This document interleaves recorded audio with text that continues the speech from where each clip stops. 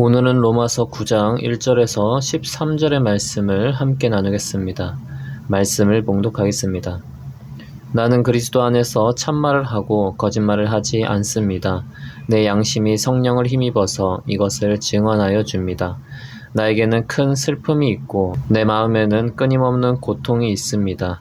나는 육신으로 내 동족인 내 결례를 위하는 일이면 내가 저주를 받아서 그리스도에게서 끊어질지라도 달게 받겠습니다. 내 동족은 이스라엘 백성입니다. 그들에게는 하나님의 자녀로서의 신분이 있고 하나님을 모시는 영광이 있고 하나님과 맺은 언약들이 있고 율법이 있고 예배가 있고 하나님의 약속들이 있습니다. 족장들은 그들의 조상이요 그리스도도 육신으로는 그들에게서 태어나셨습니다. 그는 만물 위에 계시며 영원토록 찬송을 받으실 하나님이십니다. 아멘.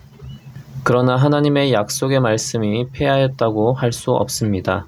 이스라엘에게서 태어난 사람이라고 해서 다 이스라엘 사람이 아니고 아브라함의 자손이라고 해서 다 그의 자녀가 아닙니다.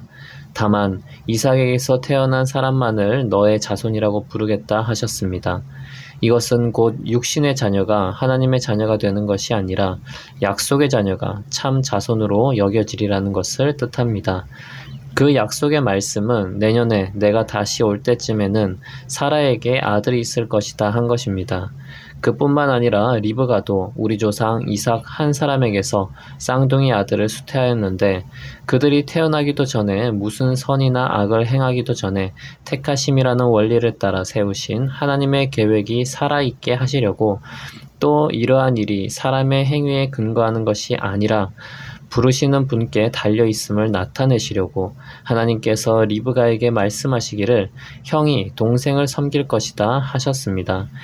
이것은 성경에 기록된 바 내가 야곱을 사랑하고 에서를 미워하였다 한 것과 같습니다. 아멘.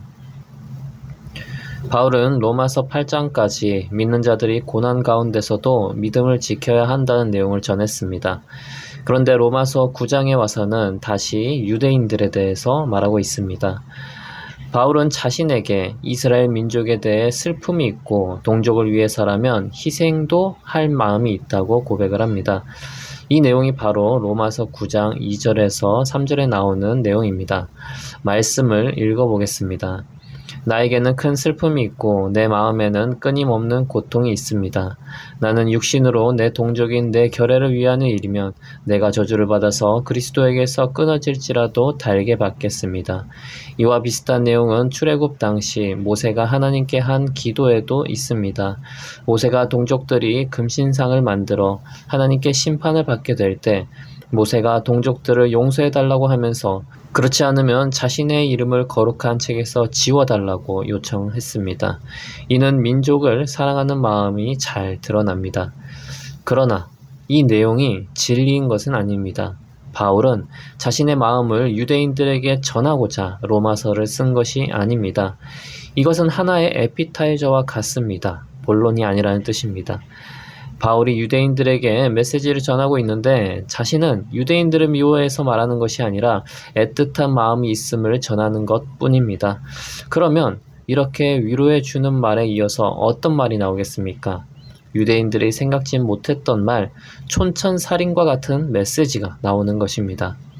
이제 바울의 촌철살인과 같은 복음의 진리가 6절부터 나옵니다. 바울은 말합니다. 이스라엘에게서 태어난 사람이라고 해서 다 이스라엘 사람이 아니고 아브라함의 자손이라고 해서 다 그의 자녀가 아니다. 당시 이스라엘 사람들은 자신들이 믿음의 조상 아브라함의 후손이기 때문에 모두 하나님의 자녀이고 하나님과 맺은 언약이 있어서 복을 받고 하나님의 나라를 세워나가는 자들이라고 생각했습니다. 그런데 바울이 하는 말은 무엇입니까? 혈통적 이스라엘이 하나님이 말씀하시는 이스라엘이 아니라 하나님께 택함받은 영적 이스라엘이 하나님이 말씀하시는 언약의 대상인 이스라엘이라는 것입니다.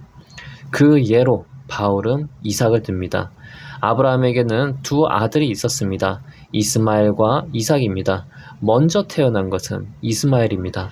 그리고 이스마엘의 아버지가 바로 아브라함입니다. 그러나 하나님께서 약속하시고 택하신 자는 이스마엘이 아니라 이삭이었습니다. 뿐만 아니라 이삭의 아내 리브가도 쌍둥이를 낳았는데 에서와 야곱이 태어나기도 전에 태에서부터 하나님의 계획하심으로 약속의 자녀로 야곱이 선택되었습니다. 에서도 아브라함의 후손이고 야곱도 아브라함의 후손이었지만 하나님께서 택하신 자는 야곱이었습니다. 이처럼 진짜 하나님의 백성이 되는 것은 혈통적으로 되는 것이 아닙니다. 사람의 행위로 되는 것이 아닙니다. 하나님께 달려있고 하나님의 계획에 따라서 이루어집니다. 그러니 바울은 이스라엘 민족들이 아브라함의 후손이라는 틀에 갇혀서 구원을 얻을 것이라고 착각하는 것에 대해 그 착각에서 벗어나야 한다고 전하고 있습니다. 하나님께서 보내신 예수 그리스도를 배격함으로 그들은 결코 하나님의 택함 받은 자녀가 될 수 없음을 지적하고 있는 것입니다. 우리는 이 말씀을 통해서 구원이 하나님의 은혜라는 것을 다시 한번 깨달아야 합니다. 우리의 믿음 때문에 구원을 얻고 하나님의 자녀가 된 것이 아니고 하나님의 택하심으로 인해 우리가 구원을 얻고 하나님의 자녀가 되었습니다. 우리의 믿음이 우선이 아니라 하나님의 은혜가 우선되어서 우리가 하나님의 자녀가 된 것입니다. 그렇기에 우리는 이 은혜에 대해서 감사해야 합니다. 또한 하나님의 약속은 영적인 이스라엘을 통해서 계속 이어집니다. 우리는 하나님의 약속을 붙들고 사는 자가 되었습니다. 주님께서는 우리에게 복 주시고 또 복이 되라고 하셨습니다. 그리고 예수 그리스도를 통해 사단의 권세에서 벗어나 하나님의 자녀답게 살라고 하셨습니다. 또한 마지막 때에 주님의 백성으로서 구원을 얻을 것이라고 말씀하셨습니다. 우리는 이 주님의 약속을 붙들고 오늘도 주님을 의지하며 주님께서 인도하시는 하루를 살아야 하겠습니다. 기도하겠습니다. 하나님 아버지, 우리에게 주어진 것은 모두 주님의 은혜입니다.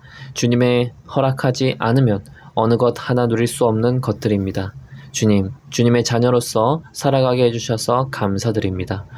영적인 자유를 얻고 주님과 동행하며 살게 해주셔서 감사합니다. 주님의 약속을 붙들고 주님의 자녀답게 더욱 믿음을 가지고 성숙해 가며 살아가게 도와주시옵소서. 예수님의 이름으로 기도합니다. 아멘.